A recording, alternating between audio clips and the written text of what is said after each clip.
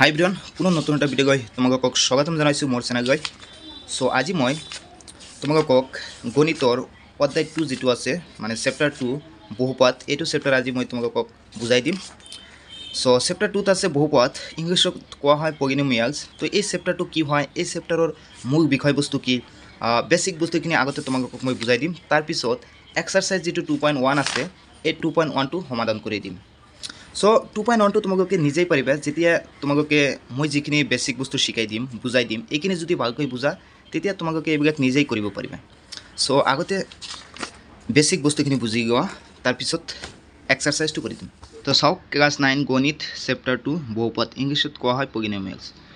তো বহুপদ কি তো চাওক বহুপদ কি হয় বুজিব তো ফার্স্ট কথা বুঝক যে পদ কি হয় পদ সো বহুপদ যদি আমি দেখো এনেকৈ লিখিব পাৰো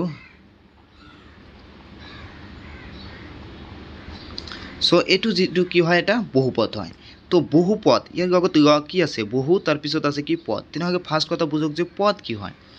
তো চাওক আমি ক্লাস 8 ত পঢ়ি আহিছো হ্যাঁ পদ কি হয় তো ইয়াতে লিখিছো আমি কি 3x কি প্লাস 2x প্লাস 5 ন তেনেহলে ইয়াতে এটা এটা কৰি পদ হয় যেনে 3x কি প্লাস এটো এটা পদ হয় 3x কি এটো এটা পদ হয় তাৰ পিছত 2x প্লাস তাৰ পিছত আৰু কি আছে 5 এটো এটা এটা কৰি পদ হয়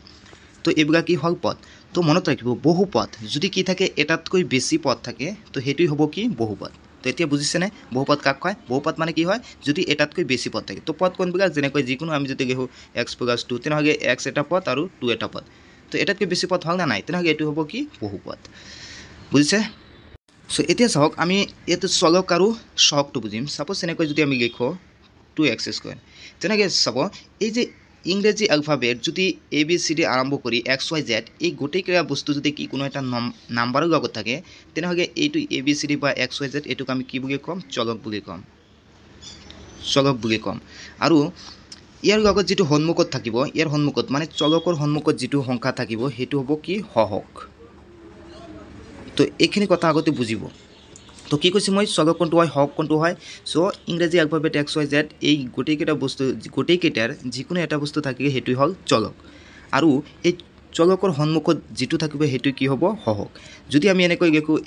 x তো কোনো একো নাই সন্মুখত একো নাই মানে কি আছে 1 আছে তেনেহলে 1 টো কি হৈ যাব সহগ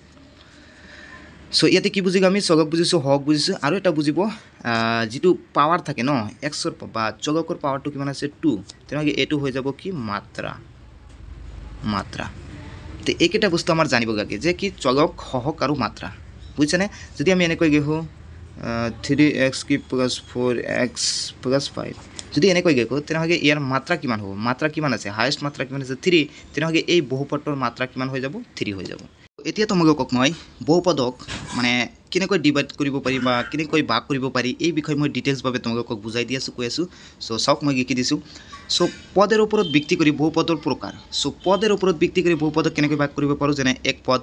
পদ কোনবিলা কৈছো ন যে কি হয় যে যেনেকৈ 3x 5x² কমা ফিৰ আছে -2x কি -4 এইবিলা হল এক পদ এটাই মাত্ৰ পদ আছে এটো নভাবিব যে 3x হৈছে এটো তো একে লগে আছে ন যদি ইয়াৰ লগত কি প্লাস বা মাইনাস থাকে তেনেহলে এটো বেলেগ হ'ব এতে প্লাস মাইনাস একো নাই মানে কি বুজিব এটো এটা এক পদ হয় হ্যাঁ এইবিলা এক পদ দ্বিপদ কোনবিলা হয় যেটো কি হয় প্লাস বা মাইনাস থাকিব এটা পদৰ লগত আৰু যদি কিবা প্লাস বা মাইনাস থাকে যেনেকৈ 2x + 5 x + 1 এইবিলা কি হয় দ্বিপদ হয় ত্রিপদ কোনবিলা হয় যত তিনিটা পদ থাকিব এটা দুটা তিনিটা কৈ পদ থাকি হেতু ক'ব ত্রিপদ বহুপদ কোনটো হয় যাত কি হয় এটা দুটা বা এটাতকৈ বেছি পদ থাকি হেতু কি হয় বহুপদ হয় যেনেকৈ a + b + c -10 এটু আছে তো এইবিলা হয় কি বহুপদ তো বুজিছে না নাই যে পদের ওপৰত ভিত্তি কৰি আমি বহুপদক কেনেকৈ ভাগ কৰিব পাৰো এনেকৈ এতিয়া আকৌ আমি ডিভাইড কৰিব পাৰো বা ভাগ কৰিব পাৰো যে মাত্ৰা পাইছো না মাত্ৰাৰ ওপৰত ভিত্তি কৰি বহুপদৰ প্ৰকাৰ সো মাত্ৰাৰ ওপৰত কেনেকৈ ভাগ কৰা হয় যেনেকৈ ৰৈখিক বহুপদ মানে কি যাৰ মাত্ৰাটো কি হয় 1 হয় তেনে চাওকচোন চলকৰ মাত্ৰা কি আছে 1 কিছু নাই মানে কি আছে 1 আছে কিবা নাই মানে কি বুজাইছে 1 আছে তো হেতু কি হ'ব ৰৈখিক বহুপদ যাৰ মাত্ৰা কি হয় 1 হয় দ্বিঘাত বহুপদ মানে কি যাৰ মাত্ৰাটো কি হয় 2 হ'ব যেনেকৈ ইয়াতে কি আছে মাত্ৰাটো কি আছে 2x আছে 2 আছে ইয়াতে কি আছে 2 আছে তেনেহলে এটো মাত্ৰা কি আছে 2 সেই কাৰণে এটো কি হ'ব দ্বিঘাত বহুপদ এতিয়া চাওক ত্ৰিঘাত বহুপদ কোনটো আছে যাৰ মাত্ৰা কি হয় 3 হয় এইবিলা কি হয় মাত্ৰা 3 আছে মানে এটো ত্ৰিঘাত বহুপদ সো বুজিছে না নাই এতিয়া আমি কি বুজাইছো যে মাত্ৰা সহগ আৰু কি পঢ়াইছো আমি চলক এই গোটেইখিনি বস্তু বুজাই দিছোঁ আৰু বহুপদক আমি কেনেকৈ ভাগ কৰিব পাৰোঁ এইবিলাক তোমালোকক বুজাই দিছোঁ। এতিয়া চাওক মেইন কথাটো হওক যে এটা বহুপদ হ'বলৈ হ'লে কি লাগে বা কি প্ৰয়োজন আছে, তো এই কথাটো মনত কৰক। চাওক যে বহুপদ হ'বলৈ হ'লে চলকৰ গাত পূৰ্ণ সংখ্যা হ'ব লাগে। মানে কথাটা কি, চলক মানে কি এক্স বা ৱাই জেড এইবিলাকতো হয়, ইয়াৰ মাত্ৰাটো কি হ'ব লাগে পূৰ্ণ সংখ্যা, মানে 0 1 2 3 এইবিলাক কি হয় পূৰ্ণ সংখ্যা। তো চলকৰ মাত্ৰা যদি কিবা পূৰ্ণ সংখ্যা হয় সেইটোৱে কি হ'ব বহুপদ হ'ব। যদি আমি এনেকৈ লিখোঁ x - 1 তেন্তে এইটো কি পূৰ্ণ সংখ্যা নহয়, সেইকাৰণে এইটো কি হ'ব বহুপদ নহয়। তো এতিয়া চাওক এতিয়া আমি অনুশীলনী প্ৰশ্নবিলাক সমাধান কৰি দিম। তো যদি তুমি এই চেপ্টাৰৰ বেছিক বস্তুখিনি বুজিছা মানে বহুপদৰ বিষয়, তেনেহ'লে এইবিলাক তুমি নিজেই কৰিব পাৰিবা। মানে মাত্ৰা কি হয়, সহগ কি হয়, চলক কি হয়, এইবোৰ যদি বুজি পোৱা তেনেহ'লে এইবিলাক নিজেই কৰিব পাৰিবা। চ' 1 নম্বৰ প্ৰশ্নত কি কৈছে চাওক, তগৰ কোনকেইটা ৰাশি এটা চলকযুক্ত বহুপদ আৰু কোনকেইটা নহয় তোমাৰ উত্তৰত যুক্তি দিয়া। কৈছে যে এটা চলকযুক্ত বহুপদ, এটা চলক এটা থাকিব লাগিব আৰু কৈছে বহুপদ কোনটো হয় আৰু কৈছে তোমাৰ উত্তৰত যুক্তি দিয়া। তো তুমি কি ক'বা চাওক, এটা কি আছে চলকটো এটাই আছে, তেনেহ'লে এটা বহুপদ হয়নে নহয় কেনেকৈ ক'ব। চ' এইটো বহুপদ হয়, কিয়নো আমি কৈছোঁ না যে বহুপদ হ'বলৈ হ'লে কি হ'ব লাগে, যে ইয়াতে চাওক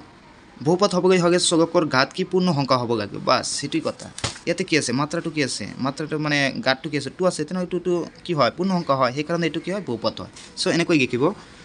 হয় কাৰণ এক্সৰ সূচক পূৰ্ণ সংখ্যা। চ' এক্সৰ সূচক মানে কি এক্সৰ গাতটো কি আছে পূৰ্ণ সংখ্যা। সেম কথা 2টো কি আছে চলকটো 2 আছে 2 নম্বৰটো, তেনেহ'লে এইটো কি হ'ব হয়, যে হয় কাৰণ ৱাইৰ সূচক কি আছে পূৰ্ণ সংখ্যা। বাট 3 নম্বৰটো চাওকচোন, 3 নম্বৰটো কি আছে ৰুট এটা আছে ন, তেনেহ'লে এইটো যদি এটা হয় তেন্তে আনটোতো নহয়, তো সেইটো কেনেকৈ হ'ব, এইটোতো নহয় বহুপদ, তেনেহ'লে এইটো কি লিখিব নহয় কাৰণ প্ৰথম পদৰ টিৰ সূচক পূৰ্ণ সংখ্যা নহয়, বাছ এনেকৈ লিখি দিব। 4 নম্বৰ কি আছে y প্লাছ 2/y, তো এইটো কেনেকৈ হয়,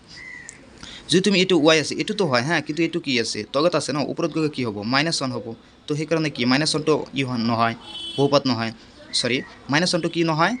পূৰ্ণ সংখ্যা নহয়, সেইকাৰণে এইটো কি নহয় বহুপদ নহয়। এনেকৈ লিখিব নহয় কাৰণ দ্বিতীয় পদৰ ৱাইৰ সূচক পূৰ্ণ সংখ্যা নহয়, সেইকাৰণে।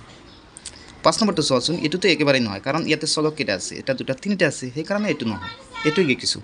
নহয় কাৰণ ৰাশিটোত 3টা চলক আছে, বাছ।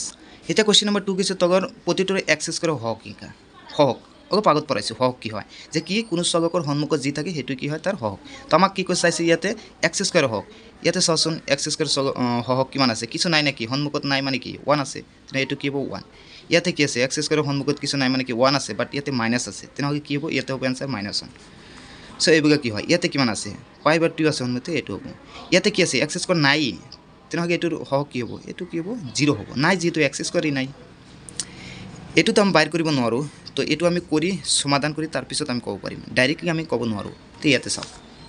প্ৰথমটো 1 তাৰপিছত -1 এইটো লিখি দিছোঁ হা।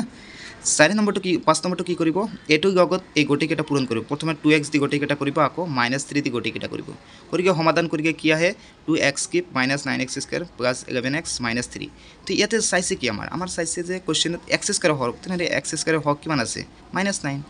x² হওক -9, বাছ এইখিনি কথা। এতিয়া কুৱেশ্যন নম্বৰ 3 কি কৈছে চোৱা, 35 মাত্ৰাযুক্ত এটা দ্বিপদ আৰু 100 মাত্ৰাযুক্ত এটা একপদৰ একোটাকৈ উদাহৰণ দিয়া। তেনেহ'লে 35 মাত্ৰাটো কি থাকিব লাগিব, 35 মাত্ৰাযুক্ত পদটো কি হ'ব লাগিব দ্বিপদ। তো এনেকৈ লিখিব 35 মাত্ৰাযুক্ত দ্বিপদ হ'ল x⁻35 লিখিবা প্লাছ 1 দিবা বা 2 যিকোনো দিব পাৰা, জাষ্ট কি আছে মাত্ৰাটো কি দিবা 35 দিবা, আৰু পদটো কি দুটা থাকিব লাগিব দ্বিপদ।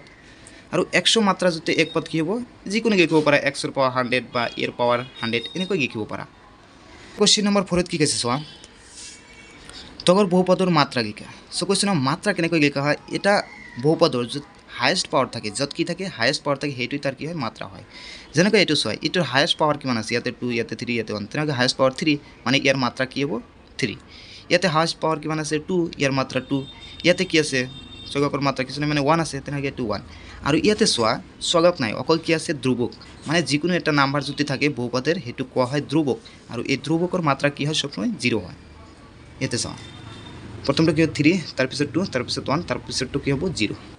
লাষ্ট কুৱেশ্যন কৈছে যে তগৰ ৰৈখিক দ্বিঘাত আৰু ত্ৰিঘাত বহুপদৰ শ্ৰেণীবিভাজন কৰা। তো আমি অলপ আগত পঢ়াইছোঁ যে বহুপদক কি মাত্ৰাৰ ওপৰত ভিত্তি কৰি 3টা ভাগত ভাগ কৰা হয়, কি ৰৈখিক, দ্বিঘাত আৰু ত্ৰিঘাত। তো যাৰ মাত্ৰা কি হয় 1 হয় সেইটো কি আছে ৰৈখিক, মাত্ৰা 2 হয় দ্বিঘাত, মাত্ৰা যদি 3 হয় তেনেহ'লে এইটো ত্ৰিঘাত। এইটো কোৱাচোন মাত্ৰা কি আছে 2, তাৰ মানে এইটো কি দ্বিঘাত। এইটোৰ মাত্ৰা কি 3 তাৰ মানে এইটো কি হ'ব ত্ৰিঘাত এইটোৰ মাত্ৰা 2 মানে এইটো কি দ্বিঘাত সো এনেকৈ লেখা আছে দ্বিঘাত ত্ৰিঘাত ত্ৰিঘাত সো এইবিলাক